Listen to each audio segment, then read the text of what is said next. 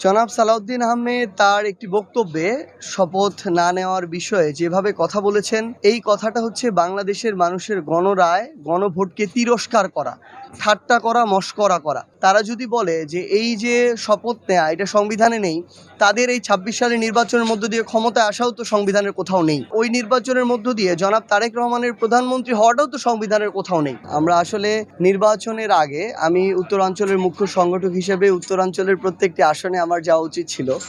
অন্তত যে আসনগুলোতে আমাদের প্রার্থী আছে সেখানে যাওয়া প্রয়োজন ছিল, কিন্তু যেহেতু আমি নিজেও একটি আসনের প্রার্থী ছিলাম, আমার যাওয়া হয়নি।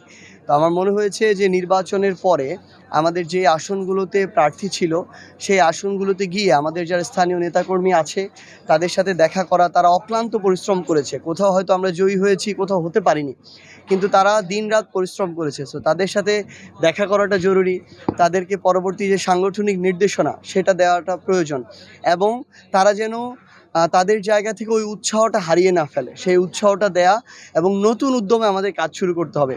নতুন সরকার এসেছে, সামনে স্থানীয় নির্বাচনগুলো শুরু হবে, সেই জায়গার জন্য তারা যেন মানসিকভাবে নিজেরাও প্রস্তুত থাকে এবং আমাদের সাংগঠনিক কার্যক্রম যেন আরও বিস্তৃত করে।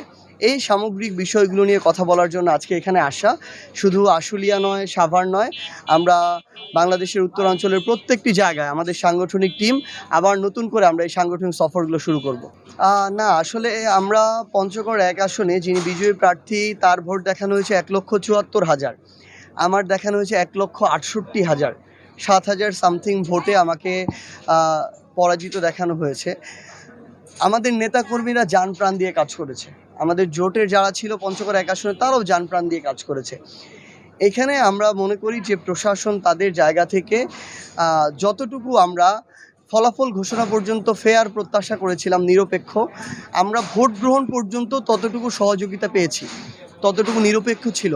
কিন্তু ফলাফল ঘোষণার যখন পর্যায়ে যায়, আমরা সেই জায়গায় স্পষ্টভাবে আমরা লিখিতভাবে অভিযোগও দিয়েছি যে সেখানে একটা ইলেকশন ইঞ্জিনিয়ারিংয়ের সেখানে আমাদের অভিযোগ রয়েছে, এবং সেই জায়গায় এই ভোটের পার্থক্যটা হয়েছে। অন্যথায় সেখানে আমরা শাপলাকলির বিজয় দেখতে পেতাম। তারপরও আমরা আমাদের জায়গা থেকে আইনগত প্রক্রিয়ায় যাচ্ছি, দেখা যাক। তবে আমরা এটুকু বলতে পারি, আমাদের কর্মীরা জান প্রাণ দিয়ে দিনরাত যদি না পরিশ্রম করতো, ১,৬৮,০০০ মানুষের সেখানে সমর্থন পাওয়া যেত না। এই জন্য তাদের প্রতি সবসময় কৃতজ্ঞতা থাকবে। জনাব সালাউদ্দিন আহমেদ তার একটি বক্তব্যে শপথ না নেওয়ার বিষয়ে যেভাবে কথা বলেছেন, এই কথাটা হচ্ছে বাংলাদেশের মানুষের গণরায়, গণভোটকে তিরস্কার করা, ঠাট্টা করা, মশকরা করা এবং খুব ছোট করে দেখা।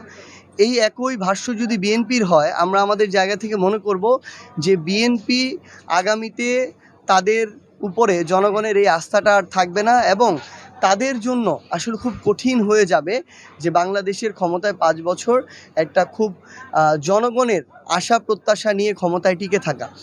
কারণ তারা যদি বলে যে এই যে শপথ নেওয়া এটা সংবিধানে নেই, তাদের এই ২৬ সালের নির্বাচনের মধ্য দিয়ে ক্ষমতায় আসাও তো সংবিধানের কোথাও নেই। তাহলে ওই নির্বাচনের মধ্য দিয়ে জনাব তারেক রহমানের প্রধানমন্ত্রী হওয়াটাও তো সংবিধানের কোথাও নেই। তাহলে এই বাংলাদেশে যে জুলাইয়ের অভ্যুত্থান হলো, যে এই অভ্যুত্থানের প্রেক্ষাপটে এই প্রত্যেকটা ঘটনা ঘটলো, এই জুলাইয়ের অভ্যুত্থানে তো সংবিধানের কোথাও নেই। এই অন্তর্বর্তীকালীন সরকার হলো, তারা ঐক্যমত্য কমিশন করলো, জুলাই সনদ করলো, এগুলোও তো কোথাও সংবিধানে ছিল না। তো তারা তাদের জায়গা থেকে যদি এখনও দেশ এবং জনগণের স্বার্থকে এটাকে ছোট করে দেখে ক্ষমতায় টিকে থাকার স্বার্থ এবং নিজেদের ক্ষমতাকে আরও কুক্ষিগত করা এটাকে বড় করে দেখে, আমরা মনে করি জনগণ তাদের উপর আর আস্থাটা রাখবে না, এবং জনগণ যদি আস্থা না রাখে তাহলে আগামীতে তাদের অবস্থা আরও খারাপ হবে।